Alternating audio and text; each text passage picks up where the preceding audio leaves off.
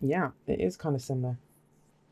And it's strange because I don't usually look at the bottom of the deck, but you guys have got the sun here at the bottom as well. So, I mean, amazing energy coming in. And I'm going to tell you what I told Aquarius as well.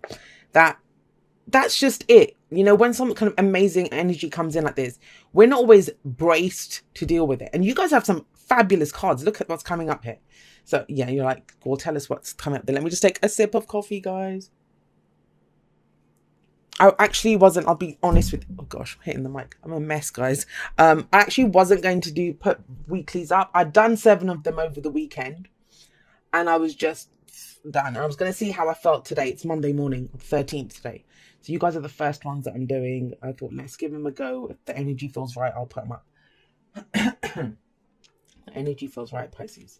So the Queen of Wands is coming up here and, you know, this is fire energy. So Aries, Leo, Sagittarius, but remember, the signs don't own the cards, they just lend their characteristics. And so far we've had we had Virgo coming up with the Hermit. We have Taurus here. So you have just about everything. Could be anyone, right? It's more about the characteristics. What's the Queen of Wands like? She's very confident. She's sexy. She can't even speak. She's sexy. She's attractive. She knows what she wants and she knows how to get it. She knows how to use what she has. You know, she's one of those people that I don't think she understands what no is. That's a great way to be sometimes. One of the worst things that I come across is that people that want, but they don't know what they want. And she doesn't have that problem. When she sees something and she knows she wants it, she knows she wants it and she'll go for it. So there's a level of confidence that's coming up here for you guys. She's beautiful energy to have. And it may be that this is signifying that for this week, just on this card alone, we'll have a look at the rest in a moment. It looks kind of relationship oriented, I'll tell you that. But, you know, we can love more than just people, right? The Queen of Wands, you might be found very attractive this week. You may have more than, you know, you may get some offers coming in. Whatever kind of offers those might be. People can find you. What's the thing with attractive? Attractive doesn't just mean looks good. Attractive, I mean, for some people, that is what attracts them. But attractive means able to attract what you want to yourself. Wands are manifestation energy. Energy that you put out into the world. It draws back. It's like a magnet, right? So she can effortlessly get what she wants. And you may be drawing in offers and there's a whole energy of new beginnings coming up this week. I say in the outro that I'm glad the eclipses are over. From your reading, it looks like you're glad the eclipses are over as well. So beautiful energy to have here. And now, what's at the heart of this reading? The Ace of Cups, which is about a new beginning in love, or a second chance at love, even it can be. This is healing. This is empowerment. This is emotional growth. It's beautiful energy. It's where our cup is full. Now, what I always talk about is, if you follow me on Instagram, you've heard me go on about this before, but the Ace of Cups, it's where everything starts. Every great love story, no matter what we love, right? If we love our careers, love our partners, you know, want the romantic story of the era, it begins with our own cup. Now, when you get to the Two of Cups, that's someone whose cup matches your own. So when you're at the Ace of Cups, doesn't it make sense to look at what's in your cup and to start your story with a cup that's overflowing? That you're happy, that you're in love, that you have joy, that you have all of this kind of fulfillment, emotional growth, this kind of energy. You know, too often people start with the Ace of Cups. They start with an empty cup. They're looking for someone else to fill their cup. But then they meet someone who also has an empty cup, because that's the whole thing with the Two of Cups. The cup is the same. The person's cup matches your cup. But I would say with the Queen of, it's a little extra kind of tarot lesson there about the Ace of Cups. But with the Queen of Wands coming up here with the Ace of Cups, that cup's full. That cup is full. In fact, that combination is almost like the Queen of Cups on steroids, which is your energy, right? Which is, you know, I know what my cup is worth. I know what is in my cup. Who am I going to offer this to?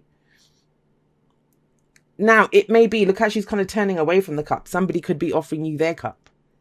And you're trying to figure out, well, you know, what's in their cup? Is this what I want?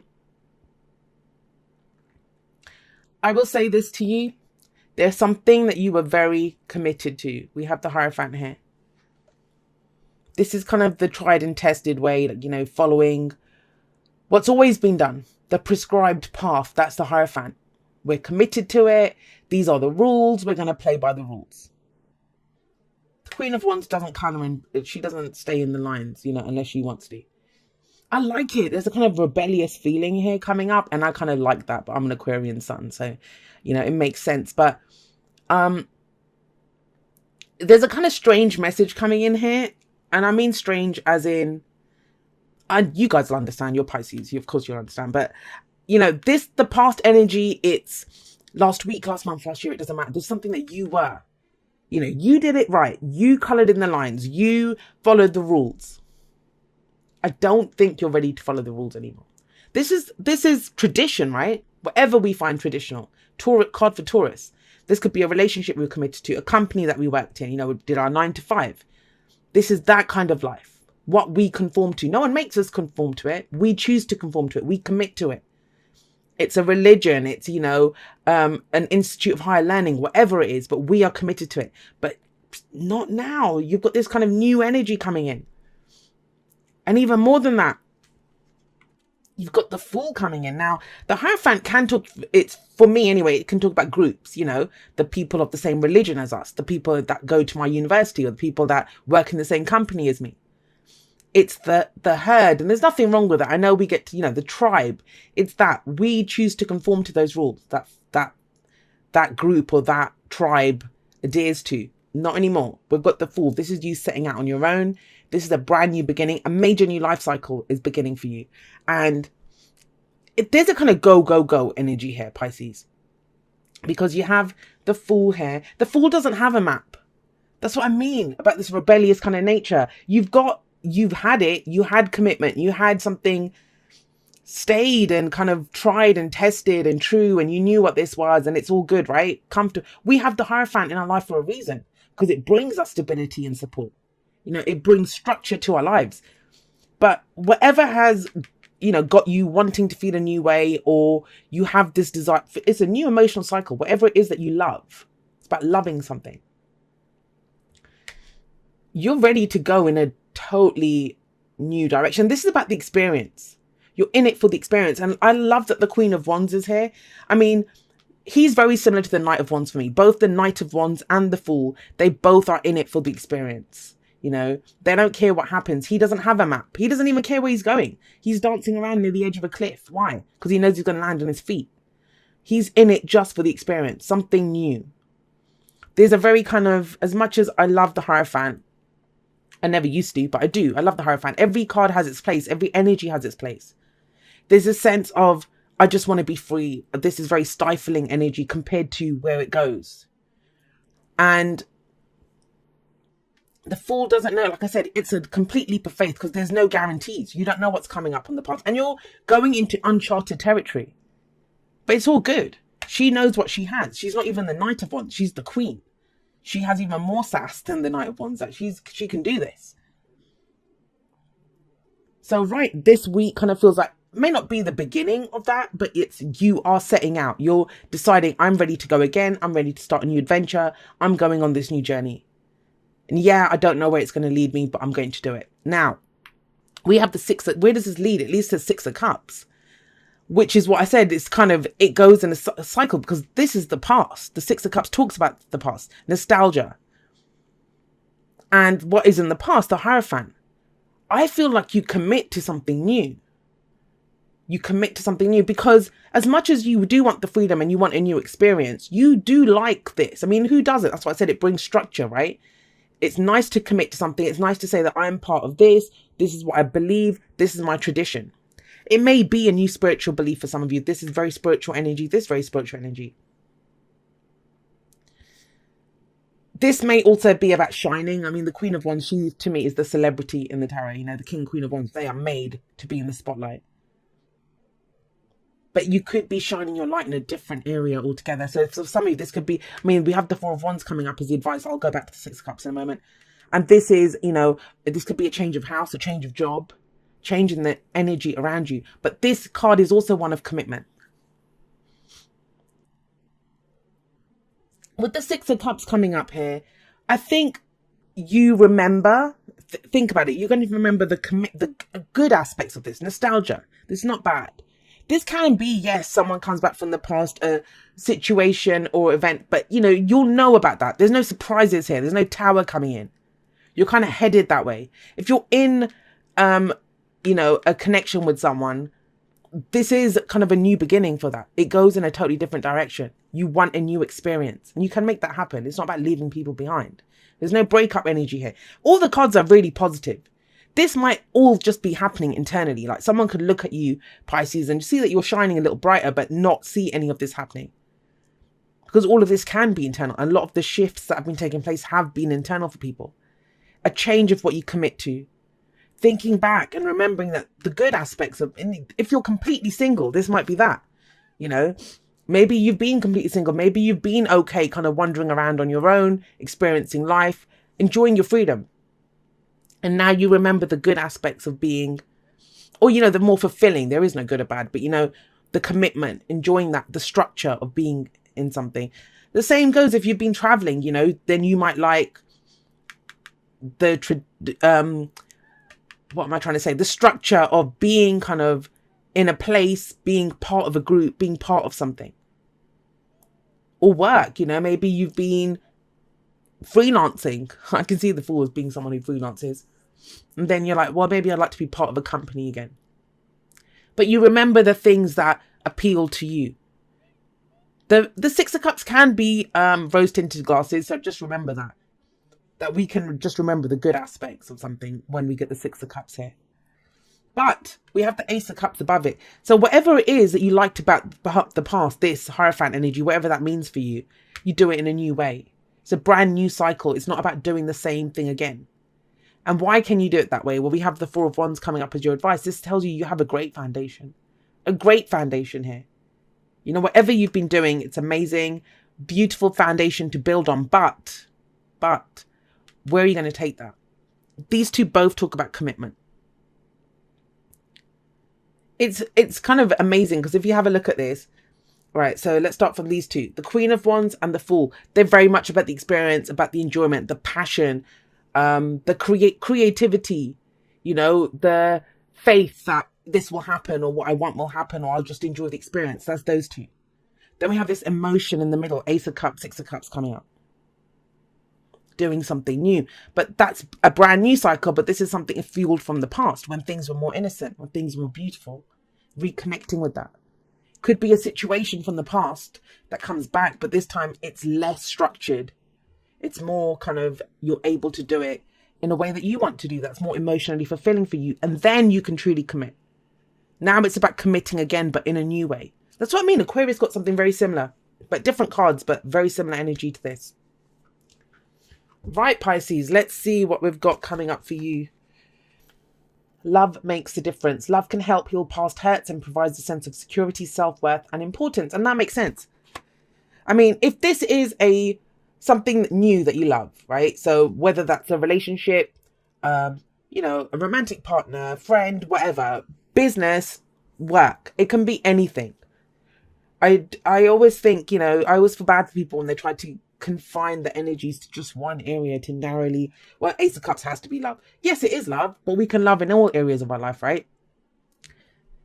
If for some of you, you were stuck in something like this and you were been doing the kind of freelance or single or just not wanting to be attached thing, then yeah, it feels like you remember why love makes a difference. That kind of Six of Cups coming in here, you remember why it makes a difference. And I kind of feel like it's even better than the past. Obviously, the universe never downgrades us. We always get upgraded. Always. If we remember that and we go into each new situation, because we take what we know from the previous situation to a new one. That's what the Fool does. Why does he not need a map? Because he has all the knowledge from the previous cycle. He's just done, won the Magician all the way through to 21 the world. Now he's ready to go again, start a new cycle. And he has that. He has the knowledge of whatever this was. But I think it kind of feels like you draw on the best aspects of the past. That's what you want to reconnect with. The emotional aspects. There's very emotional energy here. And not in a bad way. Like people say emotional, they think you're going to start crying or something. There's nothing wrong with emotions. It's what we do with them. And this kind of feels like you're using it to fuel where you're going. Where you're going in the future. Yet some of you have got something going on with an Aquarius. Why am I saying that? Because Aquarius got yang. That's the masculine principle. You guys got yin, which is the feminine principle. This is about conscious allowing. Conscious allowing. It's and what does that mean? That's not wait and see. I don't believe there's a single wait and see energy that comes up. Even when we have cards that tell us to be patient or do whatever, we're doing something else. It's not about just sitting there twiddling our thumbs, waiting for an energy to come in or waiting for someone to come in. That it doesn't happen. You know, I'd love someone to point out a card where that tells you that. I don't think that ever says that. So conscious allowing is you decide what you want to receive. You're the one that puts the bowl out to receive, right? This is the receptacle. That's yin energy. This is not a time to push ahead. And I don't feel that. I mean, you have kind of feminine energy coming up in, and we all have masculine and feminine, you know, energies within us. So this is the more receptive, and you have loyal heart coming up with this. Loyal heart talks about loyalty from other people, and are we being loyal to our dreams? Wherever you've shown loyalty, loyalty comes back to you. But very importantly, this is about, are you loyal to your dreams? A lot of us aren't. What does that mean? It means if we have a dream, I don't know, say I have a dream to be a songwriter, and I can't write songs for shit, but we'll use that example. So if I have a dream to be a songwriter, but all I do is work myself ridiculously crazy and then throughout the day, and then I come back and play video games or something, I'm not being loyal to my dream. You know, if I'm a songwriter, then I write songs, but I'm not being loyal to my dream if I'm not doing that. If I just think, oh yeah, one day I'll be a songwriter, how?